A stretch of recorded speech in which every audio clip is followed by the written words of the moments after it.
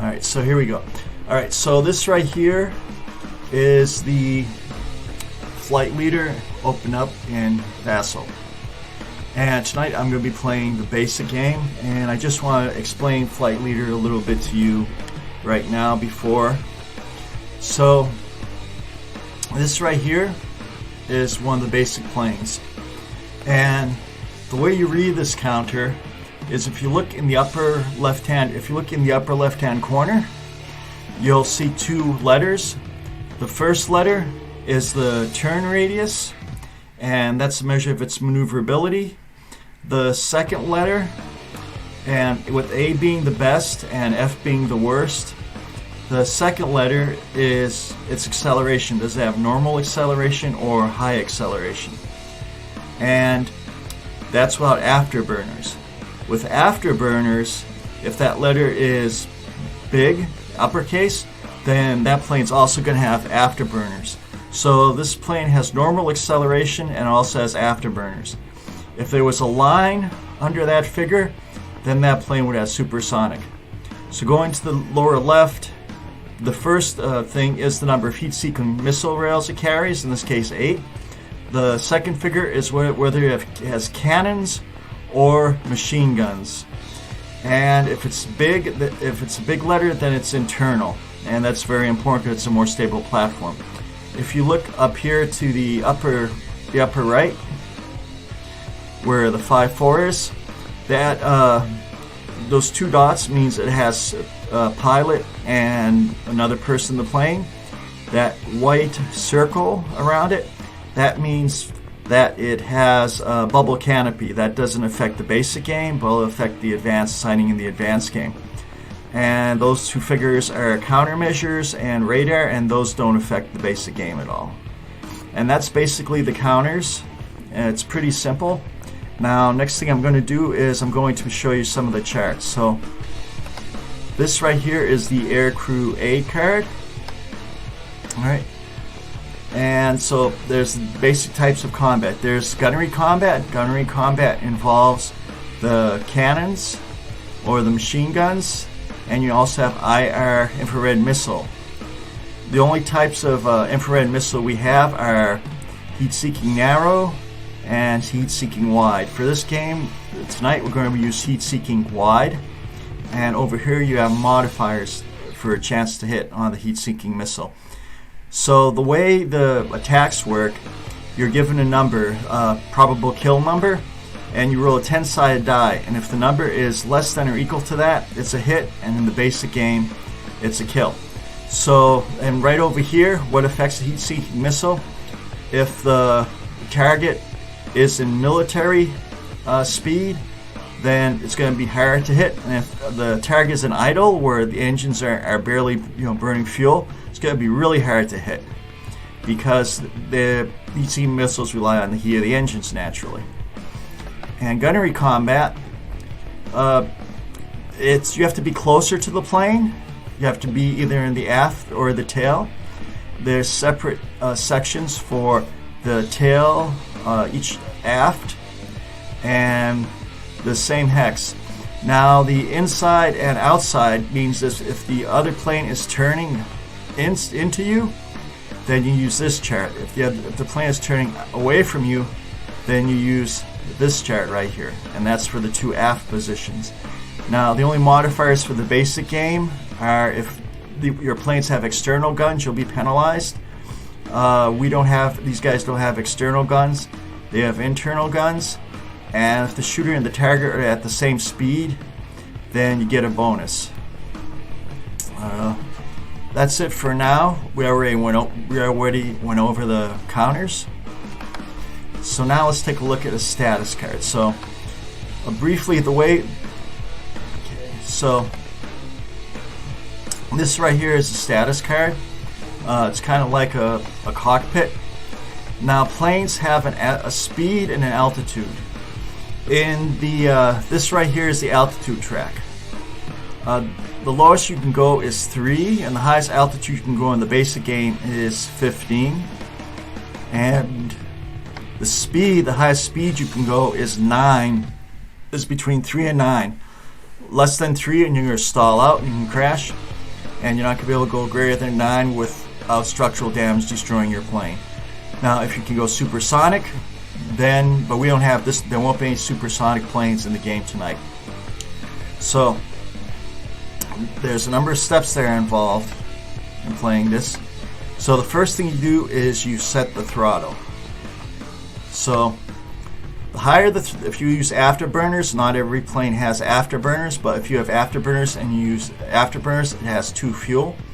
You have 25 fuel to start with, so I haven't had any issues with fuel. And if you use just military speed, which is normal fighting speed, it's 1 fuel. And if you use idle, which is used surprisingly quite a bit, you use no fuel. Remember, planes, when they go slower, they become more maneuverable, so it's easy to do turns. So, and the way the initiative goes, it's a combination. The plane with the highest altitude plus speed goes first, and then it goes in opposite order, and then the next highest and the next highest. And so right over here, this is the little 6th step that you're going to follow for every basic turn. The first thing you're going to do is you're going to set a throttle.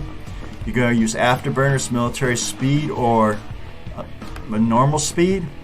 Next thing you're going to do is you're going to record the fuel use based on what throttle level you used. And after that, you're going to set the maneuver matrix.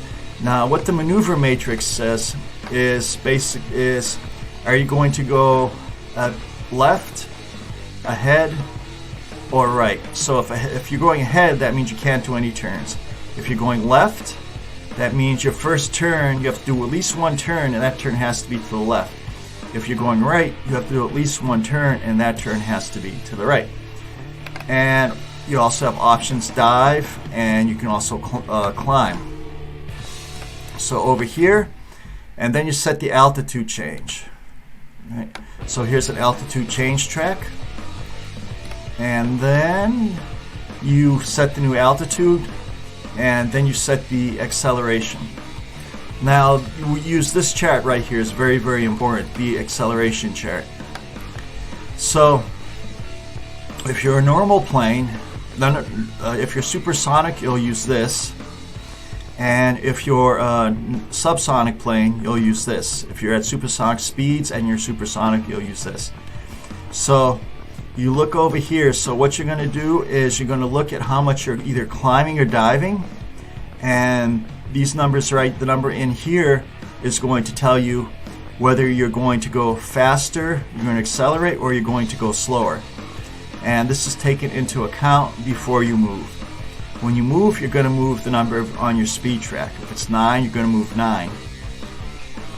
So also what happens when you go up a level, that counts as, I wasn't doing this last game, but if you go up a level or down a level, that counts as a point on the speed track. Now, when you do turns, depending on the type of turn radius you have, you might be penalized. So over here, right in this area over, let me show you right there. I don't have my pointer there. You can't see it. Alright, it's kind of hard to see with the pointer. But if you go to the lower right, let's see if I can make that bigger. So the lower right is there's an acceleration chart, and that was the chart we were using before. Over here is the turn. Over here on the lower left-hand corner is the turn mode chart. I'm gonna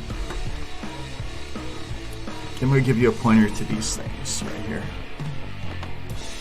Okay, let's do that. Do that. Okay, so right here. So that right there is your acceleration chart. All right. And there's 2 categories. There's subsonic if you're going at subsonic speeds, and there's supersonic if you're going at supersonic speeds. And but we're not going to be using that because the planes we're going to have tonight don't have supersonic speed. So over here, right here you have high acceleration rates and normal acceleration rates. And then under that you have whether it's afterburners, military speed, or idle speed.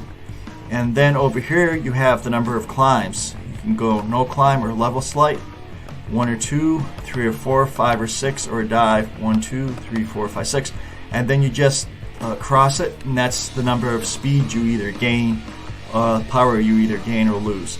So next, we go to turn mode chart. Now, let's say we're doing this plane right here, the F4E. It has a D right here. It has a D for turn radius right here. So it's middle of the road maneuverability. So let's say you're going a speed of 6. So this right here, where that dot is, this right here, that's a 3. So that means it can go 2 spaces and do a turn, but it'll be penalized 2 speeds. If it can go 3 spaces and do a turn, and it'll be penalized 1 speed, or it can move more than 3 spaces straight, and it won't be penalized at all. Now the afterburner takes away one speed penalty for doing turns. And that's how the turn track works. So I've explained, this was just a little bit of an introduction to Flight Leader. So tonight when we go, we're going to get right into the game. I'm looking forward to it tonight, and I hope I have a whole bunch of people there to watch. I just want to thank everybody, and you have a great day and a great evening.